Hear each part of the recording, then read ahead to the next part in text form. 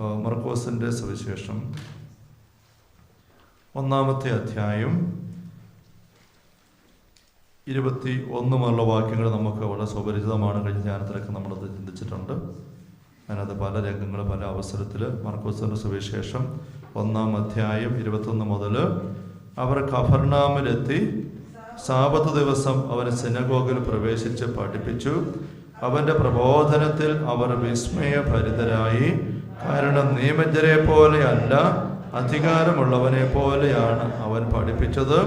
അശുദ്ധാത്മാവ് ബാധിച്ച ഒരുവൻ അവിടെ ഉണ്ടായിരുന്നു. അവൻ അലറി, നസറായനായ ഈശോയെ, നീ എന്തിന് ഞങ്ങളുടെ കാര്യത്തിൽ ഇടപെടുന്നു? ഞങ്ങളെ നശിപ്പിക്കാനാണോ നീ വന്നിരിക്കുന്നത്? നീ ആരാണെന്ന് എനിക്കറിയാം, ദൈവത്തിൻ്റെ പരിശുദ്ധൻ. നോക്കിക്കേ, എന്താ പ്രതികരണം. ഈശോ ദൈവരാജ ശുശ്രൂഷ ആരംഭിക്കുകയാണ്.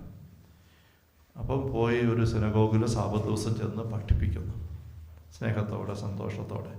കിട്ടുന്ന പ്രതികരണം എന്താണ്? ഒരുത്തൻ ചാടി എണീറ്റ് അലറുകയാണ് എന്ന് വെച്ചാൽ ചീത്തയും തെറി എല്ലാം പറയുന്നത്. ഞങ്ങളെ നശിപ്പിക്കാനാണ് നീ വന്നിരിക്കുന്നത്, നീ ആരാണെന്ന് എനിക്കറിയാം എന്ന് പറഞ്ഞുകൊണ്ട് അലറുകയാണ്. നമ്മൾ എന്തെങ്കിലും കാര്യം പറയാനായിട്ട് ചെല്ലുമ്പം അലറി വിളിച്ച്, അച്ഛനോട് വചനം പ്രസംഗിക്കാൻ തുടങ്ങി കഴിയുമ്പോൾ ഒരാൾ എണീറ്റ് നിന്നുകൊണ്ട് അലറി വിളിച്ച്, താൻ എന്നോട് കാണിക്കുന്നേ, താൻ എന്നായി പറയുന്നേ ഞങ്ങളെ എന്ന് പറഞ്ഞുകൊണ്ട് പ്രതികരിച്ചാൽ പെട്ടെന്ന് നമ്മൾ ഡൗൺ ആകും. ഇതെന്നാ ഇങ്ങനെ? ഞാൻ തെറ്റൊന്നും ചെയ്തിട്ടില്ല, നിങ്ങളെന്തിനാ ഇങ്ങനെ ചൂടാകുന്നത്? എന്തിനാ ഇങ്ങനെ കോപിക്കുന്നത്? ഇങ്ങനെയാണോ മാന്യമായിട്ട് വരുമ്പോൾ? ഇവിടെ വിഷമയുടെ കാര്യം ശാന്തോട് പറഞ്ഞാൽ പോരെ എന്നൊക്കെ നമുക്ക് തിരിച്ച് പറയാൻ തോന്നും, ചിന്ത വരും. അപ്പം അങ്ങനത്തെ ഒരു അനുഭവം ഈശോയ്ക്ക് ഉണ്ടാവുകയാണ്. എന്താ വിഷയം? ഇത് ഈശോയോടുള്ള അകൽച്ചയല്ല, യഥാർത്ഥത്തിൽ ഈശോയിലുള്ള പരിശുദ്ധാത്മാവിനോടുള്ള അസ്വസ്ഥതയാണ്. അപ്പൊ ഇവന്റെ അലർച്ച കണ്ടിട്ട് ഈശോ അങ്ങോട്ട് ചൂടായിട്ട്, ആഹാ അത്രയ്ക്കായോ നീ എന്നോട് എന്നാ പറയുന്നത് എന്ന് പറഞ്ഞ്, എന്നാ ഞാൻ നിർത്തിയിരിക്കുന്നു, നിങ്ങളെല്ലാം കേട്ടല്ലോ, ഇതോ ഒന്ന് അവനെ പറഞ്ഞ് ഇറക്കി വിടും, ശരിയാക്കും, അല്ലെങ്കിൽ ഞാൻ വെറുതെ നിർത്തിയേക്കാം എന്ന് ഈശോ പ്രതികരിക്കാൻ പോയാൽ തെറ്റി. പൈശാചിക അവസ്ഥയിലുള്ള അല്ലെങ്കിൽ വരണ്ട അസ്ഥികളുടെ തലത്തിലുള്ള വ്യക്തികളിൽ നിന്ന് പരിശുദ്ധാത്മാവിൻ്റെ ഫലങ്ങൾ പ്രതീക്ഷിക്കരുത്. ഇത് കേൾക്കുമ്പോൾ വളരെ സിമ്പിളാണ്, പക്ഷേ മനസ്സിലായോ? വരണ്ട അസ്ഥികളുടെ അവക്കൾ പോയി ദൗത്യം നിർവഹിക്കാൻ നിന്നെ നിയോഗിക്കുമ്പം അവിടെ കിരികിര ശബ്ദം മാത്രമേ ഉണ്ടാവുള്ളൂ. അവർക്ക് അത്രേ കേൾപ്പിക്കാൻ പറ്റുള്ളൂ. വരണ്ട അസ്ഥികൾ കൂട്ടിമുട്ടിയാൽ കിരികിര എന്നല്ലാതെ എങ്ങനെ കേൾക്കുക?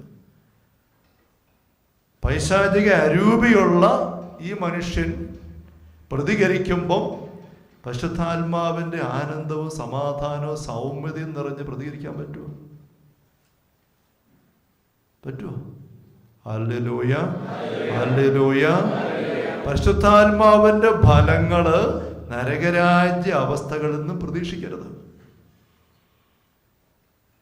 അവരുടെ ഭാഗത്തു നിന്നുണ്ടാകുന്ന അതൃപ്തി, സഹകരണമില്ലായ്മ, നന്ദികേട്, വാക്ക് തെറ്റിക്കല്, ചീത്തവിളികള്, പരുഷമായ പ്രതികരണങ്ങള്, ഇതേ അവർക്കുള്ളൂ.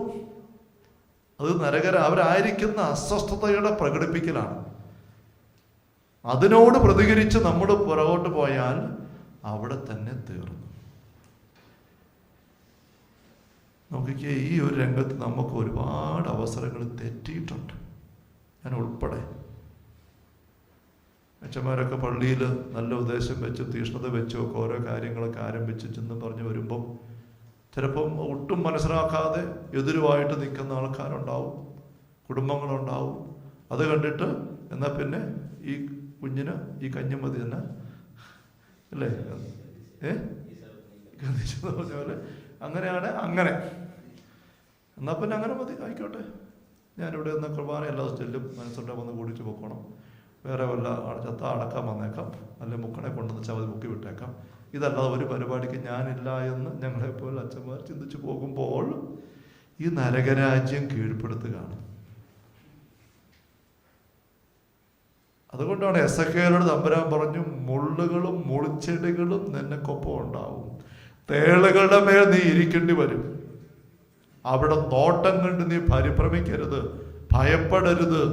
നിന്റെ നെറ്റ് ഞാൻ കടുപ്പപ്പെടുത്തിയിട്ടുണ്ട്. അവരിങ്ങോട്ട് നെറ്റി അതുപോലെ കടുപ്പം കാണിക്കുമ്പോൾ നീ തിന്മയുടെ കടുപ്പമല്ല, പരിശുദ്ധാത്മാവിൻ്റെ ശക്തി നിറഞ്ഞ് നീ നിൽക്കണം അവിടെ മുമ്പിൽ. തീക്കല്ലിനേക്കാൾ കട്ടിയൊരു വജ്രക്കല്ല് പോലെ നിന്റെ നെറ്റി ഞാൻ ഉറപ്പുള്ളതാക്കാം. നീ പതറണ്ട, നിൽക്കണം.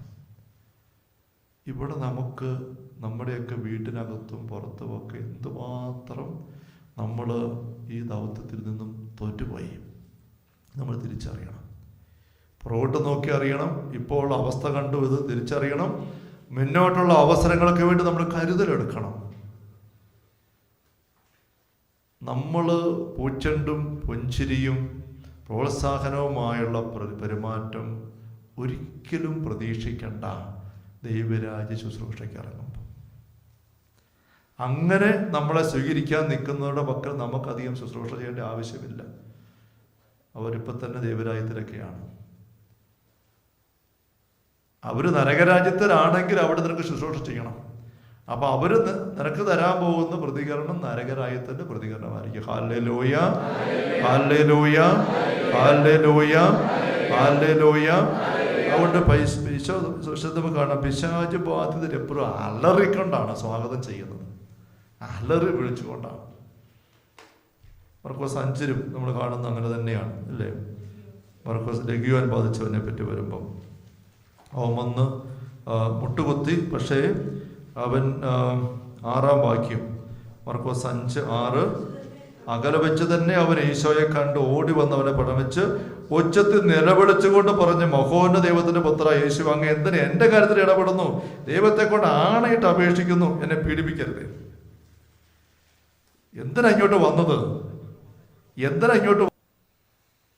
അപ്പൊ അവരുടെ മോശമായ പെരുമാറ്റം കാണുമ്പോഴേ നമ്മളും ഓഫായാൽ പിന്നെ അവരിലേക്ക് ഒരിക്കലും ദൈവരാജ്യം കൊടുക്കാനുള്ള വ്യക്തിയായിട്ട് എനിക്ക് നിൽക്കാൻ പറ്റത്തില്ല. മറ്റുള്ളവരുടെ പ്രതികരണങ്ങള്, മുഖഭാവങ്ങള്, പെരുമാറ്റങ്ങള്, ചെയ്തികള് വരുന്നിടത്ത് നമ്മില് തീയ് കെട്ടുപോകരുത്. അതിനപ്പുറം വീണ്ടും ക്ഷമയോടെ, അല്ലെങ്കിൽ വിസ്തരമായ ഫലങ്ങൾ അത് തന്നെ നോക്കിയാൽ മതി. സൗമ്യത കൊണ്ടാണല്ലോ തിമോത്തിക്കുള്ള 2-ാം ലേഖനം 2-ാമത്തെ അധ്യായം നമ്മൾ അധ്യായത്തിൽ ഇടയ്ക്ക് കണ്ടിട്ടുണ്ട്. തിമോത്തിക്കുള്ള 2-ാം ലേഖനം 2-ാം അധ്യായത്തിൽ വിശ്വസ്തനായ അതിനകത്ത് 23 മുതലുള്ള തിരുവചനങ്ങൾ. മൂഢവും ബാലിശവുമായ വാദപ്രതിവാദങ്ങളിൽ ഏർപ്പെടരുത്, അവ കലഹങ്ങൾക്കിടയാക്കുമെന്ന് നിനക്കറിയാമല്ലോ. കർത്താവിൻ്റെ ദാസൻ കലഹപ്രിയനായിരിക്കരുത്, എല്ലാവരോടും സൗമ്യതയുള്ളവനും യോഗ്യനായ അധ്യാപകനും ക്ഷമാശീലനുമായിരിക്കണം. എതിർക്കുന്നവരെ അവൻ സൗമ്യതയോടെ തിരുത്തണം. സത്യത്തെക്കുറിച്ചുള്ള പൂർണ്ണ ബോധ്യത്തിലേക്ക് മടങ്ങി വരാൻ ഉതകുന്ന അനുതാപം ദൈവം അവർക്ക് നൽകിയെന്ന് വരാം. പിശാച് തൻ്റെ ഇഷ്ട നിർവഹണത്തിന് വേണ്ടി അവരെ അടിമകളാക്കിയിട്ടുണ്ട് എങ്കിലും അവർ സ്വബോധം വീണ്ടെടുത്ത് ആ കെണിയിൽ നിന്ന് രക്ഷപ്പെട്ടേക്കാം. അപ്പൊ നരകരാജ്യ അവസ്ഥയിലാണ് ഈ എതിർക്കുന്നവര്, ബഹളം വെക്കുന്നവര് എന്ന് വചനം പറയുകയാണ്. പിശാചിന്റെ അടിമത്തത്തിലാണ്. പിശാച് തന്റെ ഇഷ്ടനിർവഹണത്തിന് വേണ്ടി അവരെ അടിമകളാക്കിയിട്ട് ഉണ്ട് ഇപ്പോൾ ആ അവസ്ഥ. അതുകൊണ്ടാണ് അവർ എതിർക്കുന്നത്. അപ്പൊ അങ്ങനെ എതിർക്കുന്നവരെ നമ്മൾ പരിശുദ്ധാത്മ അവസ്ഥയിലുള്ള വ്യക്തി, കർത്താവിന്റെ വിശ്വസ്ത ഭൃത്യരായിരിക്കുന്ന വ്യക്തി സൗമ്യതയോടെ തിരുത്തണം. സൗമ്യത പരിശുദ്ധാത്മാവിന്റെ ഫലങ്ങളിൽ ഒന്നാണ്. സൗമ്യത വിട്ടു പോകരുത്. സൗമ്യത വിട്ടു പോകുന്നുവെന്ന് തോന്നിയാൽ മാറുക. നമ്മൾ അഭിഷേകം കൂട്ടിയെടുക്കാനായിട്ട് രംഗത്തുനിന്ന് പയ്യെ മാറിയേക്കുക. ഒരു തിരുത്തലും കൊടുക്കണ്ട, ഒരു പ്രതികരണവും ചെയ്യണ്ട. അത് പറയാനുള്ളതെല്ലാം പറഞ്ഞോട്ടെ, എല്ലാം പറഞ്ഞോട്ടെ. മൗനം പാലിക്കുക. എന്നിട്ട് എത്രയും വേഗം മാറുക. എങ്ങോട്ട്? പ്രാർത്ഥിക്കാൻ. മുറിക്കകത്തോട്ടോ എവിടെയാണെന്നാ മാറി. ഇനി ബാഹ്യമായിട്ട് മാറാൻ പറ്റുന്നില്ല, ഉള്ളുകൊണ്ടെങ്കിലും ഈശോ പറഞ്ഞ പോലെ ഹൃദയത്തിൻ്റെ ഉള്ളിലേക്ക് പ്രവേശിക്കുക. ഉള്ളിൽ പുറമേ ഇങ്ങനെ നിന്ന് കൊടുക്കുമ്പോൾ തന്നെ ഉള്ളിൽ അഭിഷേകത്തിനായിട്ട് വിളിക്കുക, ഉള്ളിൽ സ്തുതിക്കുക, ഭഷാപരത്തിൽ സ്തുതിക്കുക. Hallelujah, hallelujah. അങ്ങനെ ഒരു പോരാട്ടം അവിടെ നടത്തണം, അല്ലേ നീ തോക്കും.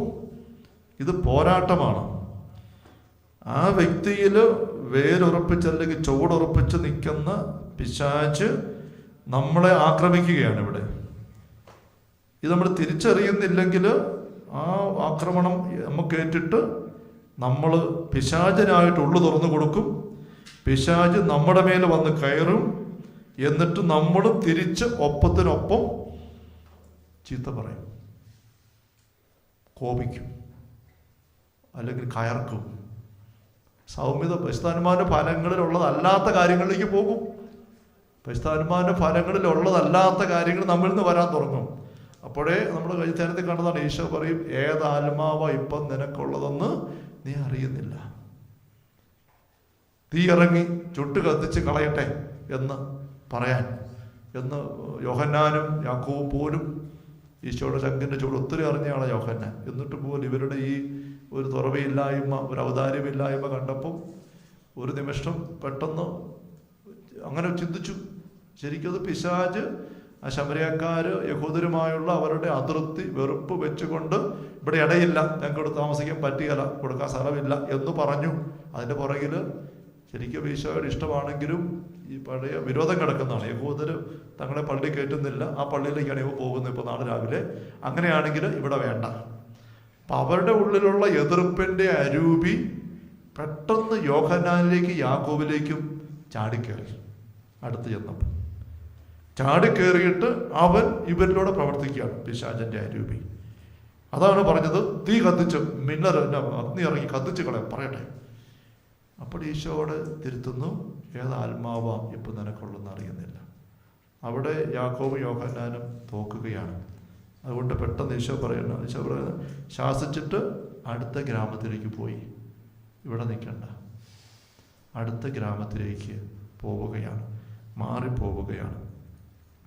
അപ്പം ഈ പോരാട്ടത്തിൽ നമ്മൾ ആ രംഗത്ത് തന്നെ നിന്നുകൊണ്ട് നമ്മൾ മൗനം പാലിക്കണം. നമുക്ക് സ്നേഹത്തിൻ്റെ വാക്കുകൾ പറഞ്ഞാൽ പറ്റുകയില്ല, പറയാൻ അവസരവും ഇല്ല, പറഞ്ഞാൽ ഉപകാരവും ഇല്ല എന്നുറപ്പാണെങ്കിൽ നിശബ്ദത പാലിക്കണം. അതിനുള്ള ആത്മനിയന്ത്രണം വേണം. ആത്മനിയന്ത്രണം അത് പരിശുദ്ധാത്മാവിൻ്റെ അനേക ഫലങ്ങളിൽ അകന്നിറഞ്ഞു നിൽക്കുന്ന ക്വാളിറ്റിയാണ്. ക്ഷമ, സൗമ്യത, ആത്മസംയമനം, ഇതിൻ്റെയൊക്കെ അടിയിൽ എന്നതാ ആത്മനിയന്ത്രണമാണ്. നിയന്ത്രണം. പിശാചിൻ്റെ അരൂപി ഉള്ള ലഘുവിനെ പറ്റി പറയുന്ന അവനെ നിയന്ത്രിച്ച് നിർത്താൻ, ഒതുക്കി നിർത്താൻ ആർക്കും പറ്റുമായിരുന്നില്ല, അല്ലേ? മർക്കോസ് 5:4 വാക്യത്തിൻ്റെ അവസാനം നമ്മൾ ധ്യാനത്തിൽ കണ്ടതാണ്. അവനെ ഒതുക്കി നിർത്താൻ ആർക്കും പറ്റുമായിരുന്നില്ല. അപ്പം നമുക്ക് ഒതുങ്ങി നിൽക്കാൻ പറ്റുന്നില്ലാതെ നമ്മൾ പൊട്ടിത്തെറിച്ച് പോകുന്നുണ്ടെങ്കിൽ നമ്മൾ ദൈവരാജ്യ ശുശ്രൂഷകൻ്റെ അവസ്ഥയിൽ നിന്ന് തെറ്റി എന്നർത്ഥം. അതുകൊണ്ട് ഈശോ മൗനം പാലിക്കുന്ന രംഗങ്ങൾ നമ്മൾ മനസ്സിൽ സൂക്ഷിക്കണം. ഈശോ വിചാരണ ചെയ്യപ്പെടുമ്പോൾ, അല്ലേ? മത്തായിയുടെ സുവിശേഷത്തിൽ 26-ാമത്തെ അധ്യായത്തിൽ, മത്തായിയുടെ സുവിശേഷം 26-ാമത്തെ അധ്യായത്തിൽ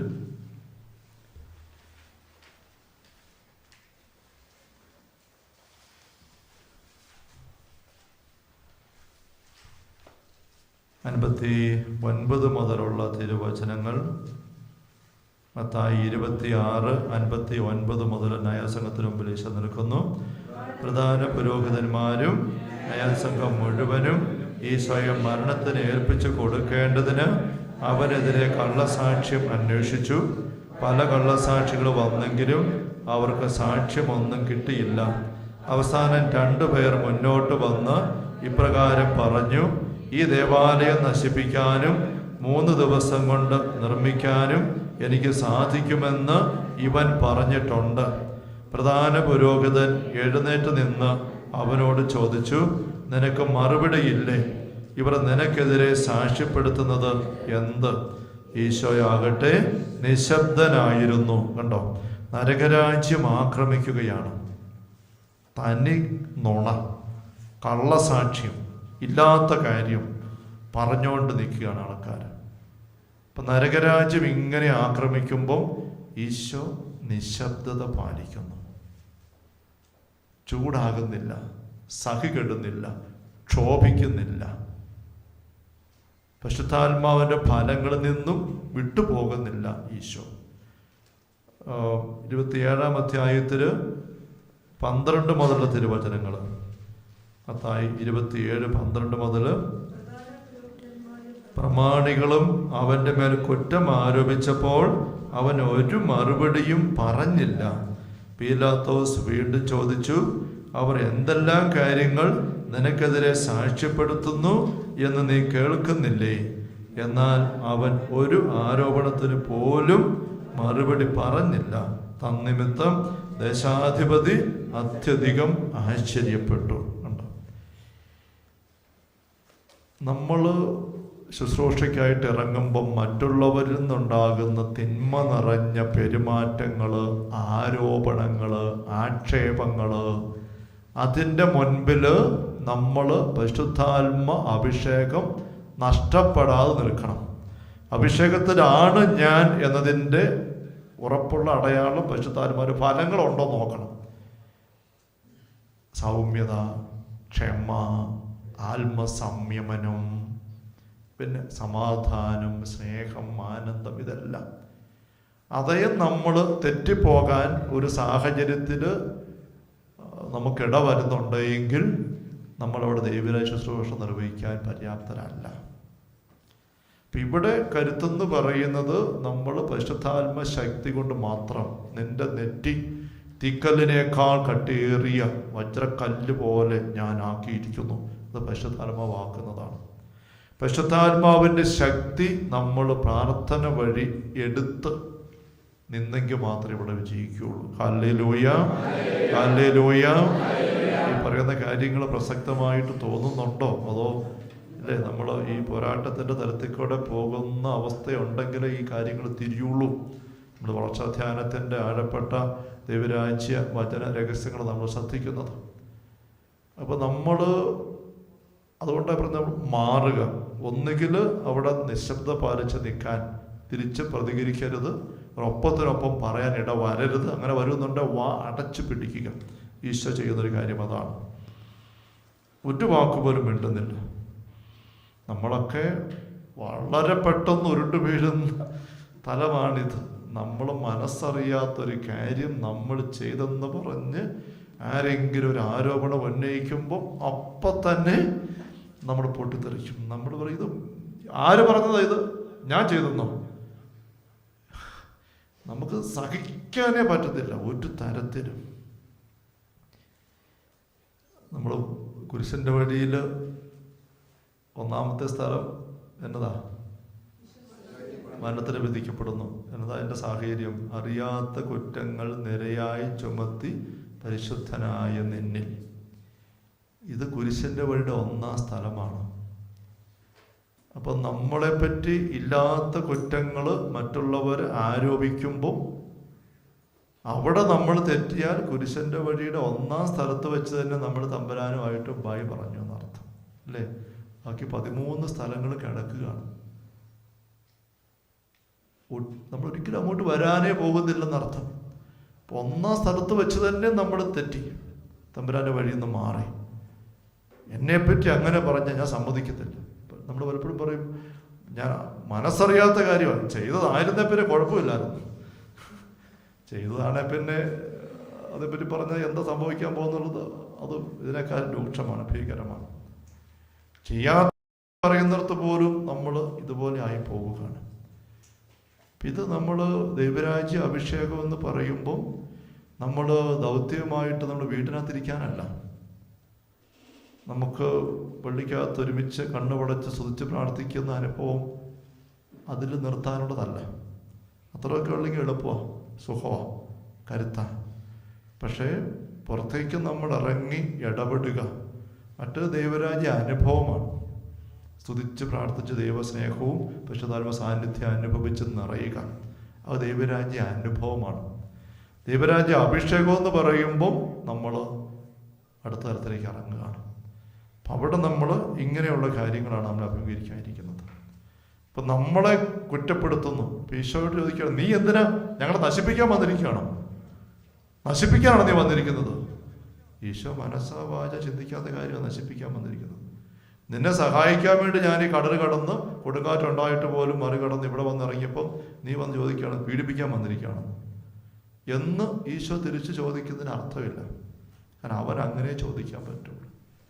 നമ്മുടെ വീടിനകത്തും പുറത്തുമുള്ള അനേക രംഗങ്ങൾ ഓർത്തേ എത്ര എളുപ്പത്തിലാണ് നമ്മൾ തമ്പുരാൻ്റെ മോനോ മോളോ ആയിരിക്കുന്ന അവസ്ഥയിൽ നിന്നും കാലുതെറ്റി വീണത്, ഉരുണ്ടു വീണത്. പൈശാചിക ആത്മാവ് നമ്മളെ പൂർണ്ണമായിട്ട് ഏറ്റെടുത്തു. എന്നിട്ട് അവൻ്റെ മൗത്ത് സ്വരമായിട്ട് നമ്മൾ മാറി. നമ്മൾ കഴിഞ്ഞ നേരത്തെ കണ്ടതാണ്, പത്രോസിനെ പോലും സാത്താൻ ഇങ്ങനെ വീഴ്ചു. ഈശോ തിരിച്ചറിഞ്ഞു, സാത്താനെ മാറിപ്പോകാൻ പറഞ്ഞു. അപ്പൊ ആ അപകടം നമുക്ക് എപ്പോഴും ഉണ്ട്. അപ്പൊ നമ്മൾ ഇടപെടുന്ന പ്രത്യേകിച്ച് വീട്ടിനകത്തുള്ള ആൾക്കാരിലെ നാരകീയ അവസ്ഥകൾ നമ്മൾ നന്നായിട്ട് അറിഞ്ഞിരിക്കണം. പുറത്തേക്ക് ഇറങ്ങുമ്പോൾ നമുക്ക് ചിലപ്പോൾ അറിയാവുന്ന അറിയത്തില്ലാത്ത സാഹചര്യങ്ങളൊക്കെ ഉണ്ട്. അത് നമ്മൾ കരുതിയിരിക്കേണ്ട ആവശ്യമുണ്ട്. ഒന്നാമത് നമ്മുടെ വീടിനകത്ത് നമ്മുടെ കൂടെയുള്ള കുടുംബാംഗങ്ങൾ, അവരുടെ ജീവിതത്തിലെ ഉണങ്ങി വരേണ്ട ചില തലങ്ങളൊക്കെ ഉണ്ട്, നമുക്കും ഉണ്ടെന്ന് ഓർത്തു. അത് നമ്മൾ പരിഹരിച്ചെടുക്കണം. അപ്പം അവരുടെ ജീവിതത്തിലെ ഈ ഉണങ്ങി വരേണ്ട അവസ്ഥകൾ, ഈ പൈശാചികമായ മനോഭാവങ്ങൾ, ചില പാപങ്ങൾ, ചില ആന്തരിക മുറിവുകളിൽ തിന്മയുടെ അരൂപി കയറി മുട്ടയിട്ട് പുഴുവുണ്ടായി പഴുത്ത് പശുവിൻ്റെ ദേഹത്തൊക്കെ വ്രണം പോലെ നിൽക്കുന്ന പോലത്തെ ചില അവസ്ഥകൾ, ഇതൊക്കെ മുതലാക്കിക്കൊണ്ട് നമുക്കെതിരെ പിശാചിൻ്റെ ആക്രമണം വരുന്നിടത്ത്, വളരെ അരോചകമായ സംസാരങ്ങൾ ഉണ്ടാകുന്നിടത്ത്, വളരെ മടുപ്പിക്കുന്ന പിന്തിരിപ്പിക്കാൻ പര്യാപ്തമായ രീതിയിലുള്ള പെരുമാറ്റങ്ങൾ ഉണ്ടാകുന്നിടത്ത് നമ്മൾ എങ്ങനെ നിൽക്കണം എന്ന് നമ്മൾ അറിഞ്ഞിരിക്കണം. നമ്മുടെ വീട്ടിൽ ആദ്യം ലഗിയോൻ വിട്ടുപോയവനെ ഈശോ ആദ്യം അയച്ചത് വീട്ടിലേക്ക് അല്ലേ? നീ നിന്റെ വീട്ടിലേക്ക് ചെല്ല, സ്വന്തക്കാരുടെ അടുത്ത്, അവിടെ നേരെ നിൽക്കാൻ. ഇതിന് നമ്മൾ ഒന്ന് ബോധ്യമെടുക്കുക, രണ്ട് ഇരുന്ന് പ്രാർത്ഥിക്കുക. ഇതല്ലാതെ വേറെ ഒരു പരിപാടി അഭ്യാസം ഇവിടെ വിജയിക്കുകയില്ല. നമുക്ക് ശക്തി ആണ് വേണ്ടത്. ആ ശക്തി ഇല്ലെന്ന് വന്നാൽ മാറിപ്പോകും. മൗനം പാലിക്കുന്നതിനെ പറ്റി ഇവിടെ പറഞ്ഞപ്പോൾ ഇതിൻ്റെ ബാക്കി നമ്മൾ പത്രോസിൻ്റെ ലേഖനത്തിൽ മനോഹരമായിട്ട് പത്രോസ് പറയുന്നൊരു വചനഭാഗം നമുക്കറിയാം. പത്രോസിൻ്റെ 1-ാം ലേഖനത്തിൽ 2-ാമത്തെ അധ്യായത്തിൽ 19 മുതലുള്ള തിരുവചനങ്ങളിൽ 1 പത്രോസ് 2:19 മുതൽ അന്യായമായി ഒരുമിച്ചെടുത്ത് എല്ലാവരും ഒരുമിച്ച് വായിക്കണം. ഇതൊക്കെ നമ്മൾ കാണാപ്പാഠം പഠിച്ചു വെക്കേണ്ട വചനങ്ങളാണ്. നമുക്ക് നിരന്തരം ആവശ്യം വരുന്ന കാണാപ്പാഠം പഠിച്ചു വെക്കണം, വേണേൽ കുറിച്ച് മേശപ്പുറത്ത് വെക്കണം. പിന്നെ ഓർപ്പിക്കാൻ നമ്മളെ തന്നെ അല്ലേ? എടുത്തോ എല്ലാവരും? 1 പത്രോസ് 2:19 മുതൽ. ഇത് ഭൃത്യന്മാർ യജമാനന്മാർ നമ്മളുടെ ബന്ധത്തെപ്പറ്റി പറഞ്ഞു വരുമ്പോഴാണ് ഈ ഉപദേശം നൽകുന്നത്. നമ്മളിപ്പം അങ്ങനത്തെ ഒരു അടിമകളും യജമാനന്മാരും ഒന്നും ഇന്നില്ല. പക്ഷെ ഈ ഉപദേശം ആ കോണ്ടക്സ്റ്റ് നൽകപ്പെട്ട് നമുക്ക് ഒത്തിരി എല്ലാ സാഹചര്യങ്ങളും വേണ്ടതാണ്. 1 പത്രോസ് 2:19 മുതൽ നമുക്ക് ഒരുമിച്ച് വായിക്കാം. അന്യായമായി പീഡിപ്പിക്കപ്പെടുമ്പോൾ ദൈവചിന്തയോടെ വേദനകൾ ക്ഷമാപൂർവ്വം സഹിച്ചാൽ അത് അനുഗ്രഹ കാരണമാകും. തെറ്റ് ചെയ്തിട്ട് അടിക്കപ്പെടുമ്പോൾ ക്ഷമയോടെ സഹിച്ചാൽ നിങ്ങൾക്ക് എന്ത് മഹത്വമാണുള്ളത്? നിങ്ങൾ നന്മ ചെയ്തിട്ട് പീഡകൾ സഹിക്കേണ്ടി വന്നാൽ അത് ദൈവസന്നിധിയിൽ പ്രീതികരമാണ്. ഇതിനായിട്ടാണ് നിങ്ങൾ വിളിക്കപ്പെട്ടിരിക്കുന്നത്. എന്തെന്നാൽ ക്രിസ്തു നിങ്ങൾക്ക് വേണ്ടി സഹിക്കുകയും നിങ്ങൾ അനുകരിക്കുന്നതിന് വേണ്ടി നിങ്ങൾക്ക് മാതൃക നൽകുകയും ചെയ്തിരിക്കുന്നു. അവൻ പാപം ചെയ്തിട്ടില്ല, അവന്റെ അധരത്തിൽ വഞ്ചന കാണപ്പെട്ടുമില്ല. നിന്ദിക്കപ്പെട്ടപ്പോൾ അവൻ പകരം നിന്ദിച്ചില്ല, പീഡനമേറ്റപ്പോൾ അവൻ ഭീഷണിപ്പെടുത്തിയില്ല. പിന്നെയോ നീതിയോടെ വിധിക്കുന്നവന് തന്നെ ഫലമേൽപ്പിക്കുകയാണ് ചെയ്തത്. നമ്മുടെ പാപങ്ങൾ സ്വന്തം ശരീരത്തിൽ വഹിച്ചുകൊണ്ട് അവൻ കുരിശിലേറി. അത്ര മതി. അപ്പം ഇവിടെ പത്രോസ് അപ്പോസ്തലൻ ഈശോയുടെ മാതൃകയെ ചൂണ്ടിക്കാണിച്ചുകൊണ്ട് പഠിപ്പിക്കുകയാണ്. ഈശോയുടെ മാതൃക പ്രധാന പുരോഹിതന്റെ പക്കലും പീലാത്തോസിന്റെ മുമ്പിലും ഈശോ എങ്ങനെയാണ് ഒരു നാരകീയ ആക്രമണം, അതാണല്ലോ ഈശോയ്ക്കെതിരെയുള്ള വധ, ഗൂഢാലോചന, കള്ളസാക്ഷ്യം, നുണ, വധശ്രമം, ഒറ്റുകൊടുക്കൽ, ഇതെല്ലാം നരകത്തിന്റെ ആക്രമണമാണ് ഈശോയ്ക്കെതിരെ വരുന്നത്. അവിടെ ഈശോ എങ്ങനെയാണ് അതിലൂടെ കടന്നു പോയത് എന്ന് നമ്മൾ ശ്രദ്ധിച്ചെടുക്കണം. അപ്പോൾ ഒരു പെരുമാറ്റം ഇതാണ്: മൗനം പാലിക്കുക, ഒപ്പത്തിനൊപ്പം പറയാതിരിക്കുക. ഒപ്പത്തിനൊപ്പം എന്ന് പറഞ്ഞാൽ അവർ ആയിരിക്കുന്നത് നാരകീയ അവസ്ഥയിലാണ്. കള്ളസാക്ഷികൾ പറയുന്നു, ഇല്ലാത്ത കുറ്റങ്ങൾ ആരോപിക്കുന്നു, അതിന് മറുപടി പറയുകയേ വേണ്ട എന്ന് നമ്മൾ കാണുകയാണ്. പ്രഭാഷകന്റെ പുസ്തകത്തിൽ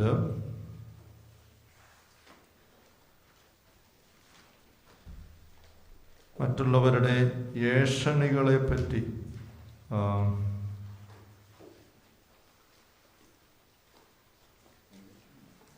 28-ാമത്തെ അധ്യായത്തിൽ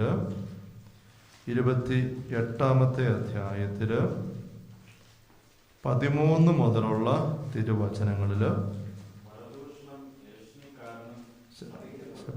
ഒരുമിച്ചെടുത്ത് വായിക്കാം. എല്ലാവരും എടുത്ത് പ്രഭാഷകന്റെ പുസ്തകം 28-ാമത്തെ അധ്യായം 13 മുതലുള്ള തിരുവചനങ്ങൾ.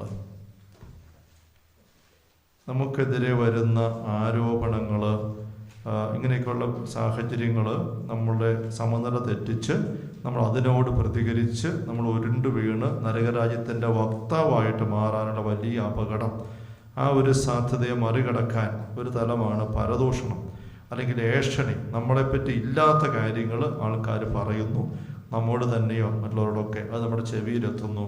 ആ അവസരത്തിൽ നമ്മുടെ പ്രതികരണം അതിനൊപ്പം ആയിപ്പോയാൽ നമ്മളെ കൺട്രോൾ ചെയ്യുന്നത് അതിൻ്റെ പുറകിലുള്ള അരൂപിയാണ്. അപ്പം അവൻ നമ്മളെ കൺട്രോൾ ചെയ്യാൻ പാടില്ല. അപ്പം അതേപ്പറ്റി വിശുദ്ധാത്മാവ് ഇവിടെ പഠിപ്പിക്കുകയാണ്. നമുക്ക് ഒരുമിച്ച് വായിക്കാം. 13 മുതൽ 25, 26 വരെ ഒരുമിച്ച് വായിക്കാം. പരദൂഷകനും ഏഷണിക്കാരനും ശപിക്കപ്പെട്ടവർ, സമാധാനത്തിന് കഴിഞ്ഞിരുന്ന അനേകരെ അവർ നശിപ്പിച്ചിട്ടുണ്ട്. അപവാദം അനേകരെ തകർക്കുകയും ദേശാന്തരങ്ങളിലേക്ക് ചിതറിക്കുകയും ചെയ്തിട്ടുണ്ട്. അത് പ്രബല നഗരങ്ങളെ നശിപ്പിക്കുകയും ഉന്നതന്മാരുടെ ഭവനങ്ങൾ തട്ടിമറിക്കുകയും ചെയ്തിട്ടുണ്ട്. അപവാദം ധീരവനിതകളുടെ ബന്ധം വിച്ഛേദിക്കുകയും അവർക്ക് അധ്വാന ഫലം നിഷേധിക്കുകയും ചെയ്തിട്ടുണ്ട്. അപവാദത്തിന് ചെവി കൊടുക്കുന്നവൻ സ്വസ്ഥത അനുഭവിക്കുകയോ സമാധാനത്തിൽ കഴിയുകയോ ചെയ്യുകയില്ല.